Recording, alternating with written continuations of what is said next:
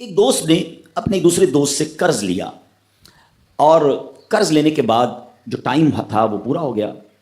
اب پیسے اس نے نہیں لوٹائے. بڑی کوشش کی اس نے کہ بھائی میری رقم واپس دے دیں. اس نے نہیں دیا. اب وہ یہ کیس لے کر عدالت میں چلا گیا اور جج صاحب سے جا کر اس نے کہا کہ اس نے میرے پیسے دینے اور یہ میری رقم نہیں لوٹا رہا. تو جج صاحب نے کہا کہ تمہارے پاس 30 دن ہیں, ود ان 30 days تم نے اس کے پیسے واپس لوٹانے ہیں ورنہ پھر تمہارے خلاف فیصلہ ہو جائے گا. تو وہ شخص گھر گیا. اب اس نے کیا کیا, اس نے صبح سے لے کر شام تک درود پاک پڑھنا شروع کر دیے. 1 دن 2 دن 3 دن 27 دن ہو گئے. وہ درود پڑھتا رہا اور انتظار کرتا رہا. پیسے تو تھے نہیں, 30ویں دن عدالت میں پیش ہونا تھا. 27 دن گزر گئے, 28ویں رات آ گئی. خواب میں اس کو کسی نے آواز دی کہ گھبراؤ نہیں, تمہارا قرض ادا ہو جائے گا. اگلے دن پھر درود پاک پڑھتا رہا. اب نبی پاک کی خواب میں زیارت ہوئی. آقا علیہ الصلوۃ والسلام تشریف لائے, فرمایا گھبراؤ نہیں, تمہارا قرض ادا ہو جائے گا. تم علی بن عیسیٰ وزیر کے پاس جاؤ اور اس سے کہو وہ تمہارا قرض ادا کر دے گا. اب جب صبح اٹھا تو بہت خوش کہ نبی پاک کی زیارت مجھے ہو گئی. لیکن پھر خیال آیا کہ میں اگر وزیر صاحب کے پاس گیا اور انہوں نے مجھ سے کوئی ایویڈنس مانگ لیا, کوئی پروف مانگا کہ میں کیسے مان لوں تمہیں نبی پاک نے بھیجا ہے, تو اس بات پر تو میرے پاس کوئی دلیل نہیں ہے. اب 30ویں رات آ گئی, آخری رات ہے, صبح عدالت میں جانا ہے. درود پاک پڑھتے پڑھتے سو گیا. سرور کائنات علیہ الصلوۃ والسلام نے خواب میں پھر کرم فرمایا. فرمایا علی بن عیسیٰ وزیر کے پاس جاؤ, وہ تمہارا قرض ادا کر دے گا. کہ حضور میں چلا تو جاتا, مگر اگر وہ مجھ سے کوئی پروف مانگتا, کوئی ایویڈنس مانگتا تو میں کیا جواب دیتا. پیارے آقا علیہ الصلوۃ والسلام نے فرمایا کہ ایسا کرو, اسے یہ کہنا کہ آپ کا ایک راز ہے جو آپ جانتے ہیں اور رب جانتا ہے, اور وہ راز یہ ہے کہ آپ روزانہ فجر کے بعد 5000 بار درود پاک پڑھتے ہیں, اور جب تک درود پاک مکمل نہیں ہوتے آپ کسی سے بات نہیں کرتے. اب جب صبح اٹھا تو بہت مطمئن کہ اب تو دلیل بھی آ گئی ہے. پہنچ گیا صبح صبح علی بن عیسیٰ وزیر کے پاس. اس کا دربار لگا ہوا ہے. اس نے پیغام بھجوایا کہ میں علی بن عیسیٰ وزیر صاحب سے اکیلے میں ملنا چاہتا ہوں, پیغام لایا ہوں. درباری نے آ کر پوچھا, وزیر صاحب پوچھ رہے ہیں کس کا پیغام لایا ہو؟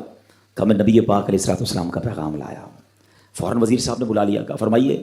کہ مجھے میرے آقا علیہ الصلوۃ والسلام نے کہا ہے کہ آپ میرا قرض ادا کر دیں. میں 3000 دینار کا مقروض ہوں. Today is the last day in the court. آج مجھے کورٹ میں پیش ہونا ہے. اگر آج میں نے اپنا قرض ادا نہ کیا تو مجھے جو ہے وہ سزا ہو سکتی ہے. علی بن عیسیٰ کہتا ہے میں بالکل آپ کا قرض تو ادا کر سکتا ہوں, مگر مجھے کیسے پتہ چلے, کوئی دلیل ہے, کوئی پروف ہے کہ آپ کو نبی پاک علیہ الصلوۃ والسلام نے بھیجا ہے؟ کہتا ہے ہاں, خالی ہاتھ نہیں آیا, آقا نے دلیل بھی عطا فرمائی ہے.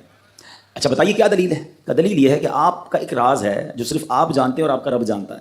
5000 ٹائمز ڈیلی آپ درود پاک پڑھتے ہیں فجر کے بعد, اور جب تک یہ درود پورے نہیں ہوتے آپ کسی سے بات نہیں کرتے. آپ ذرا پہلے تھوڑی دیر کے لیے امیجن کریں کہ جو وزیر 5000 بار روز درود پڑھتا ہوگا وہ عاشق رسول کیسا ہوگا. اس کی تو لاٹری نکل آئی نا, وہ تو خوشی سے جھوم اٹھا, کہتا ہے مرحبا یا رسول اللہ, میرے درود پاک قبول ہو گئے, بہت خوش. اب ابھی بیٹھے ہیں آپ. کمرے میں گیا, واپس آیا اور 3000 نہیں 9000 دینار لے کر آیا. کہتا 3000 تو نبی پاک کا حکم, مرحبا یا رسول اللہ, 3000 اور لیجیے, آپ نے اتنی اچھی خبر مجھے سنائی, اتنا پیارا خواب سنایا, آپ کے قدم میرے گھر تک آئے, اور 3000 مزید لے جائیے. اس سے اپنے بچوں کے لیے کوئی کاروبار شروع کیجیے, اور ایک وعدہ بھی کیجیے, زندگی میں آئندہ جب بھی آپ کو کوئی ضرورت پڑے گی نا, آپ میرے پاس آئیں گے, میں آپ کا بھائی ہوں. اب یہ دیوانہ بڑا خوش ہو کر عدالت پہنچا. اچھا everybody expecting over there, سب یہ سوچ رہے تھے کہ یہ اس نے آج گرفتار ہی ہونا ہے, کیونکہ تھا ہی کچھ نہیں اس کے پاس, پہلے ہی کہہ دیا تھا کہ میں کولیپس ہو گیا ہوں. اب عدالت میں جاتے ہی اس نے 3000 دینار جج صاحب کو دے دی کہ صاحب اس میرا قرضہ ادا کر دیں, میں جو ہے وہ اپنے قرضے سے بری ہونا چاہتا ہوں. جج صاحب ہوتے ہیں, انہوں نے کہا قرضہ تو ادا کر دیں گے, پہلے بتاؤ پیسے لائے کدھر سے ہو؟ تم تو کہتے تھے پیسے نہیں تھے تمہارے پاس, اتنی بڑی رقم کیسے انتظام کی؟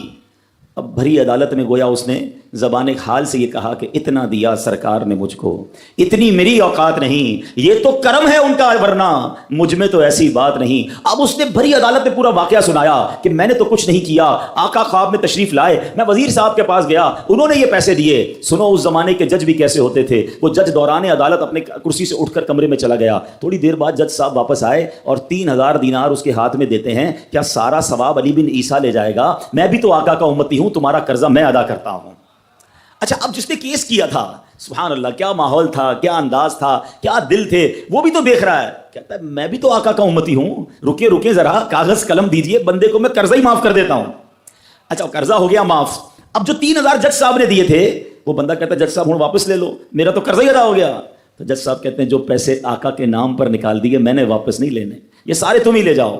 اب یہ 12000 دینار لے کر یہ عاشق رسول جھومتا ہوا اپنے گھر پر جا رہا ہے. اے میرے پیارے اسلامی بھائیوں، ایک رات پہلے ایک سنگل پینی اس کے پاس نہیں ہے اور اگلے دن 12,000 دینار ہیں. درود پاک وہ وظیفہ ہے جو دل سے پڑھا جائے تو سبحان اللہ یہ مصیبتوں کو ٹالنے والا وظیفہ ہے، یہ پریشانیوں کو دور کرنے والا وظیفہ ہے. اور یہ میں نہیں کہہ رہا، خود سرور کائنات علیہ الصلوۃ والسلام کی حدیث ہے جس کا مضمون ہے کہ جو پریشانیوں میں ہو، جو مصیبتوں میں ہو، اس کو چاہیے کہ مجھ پر درود پڑھے کہ درود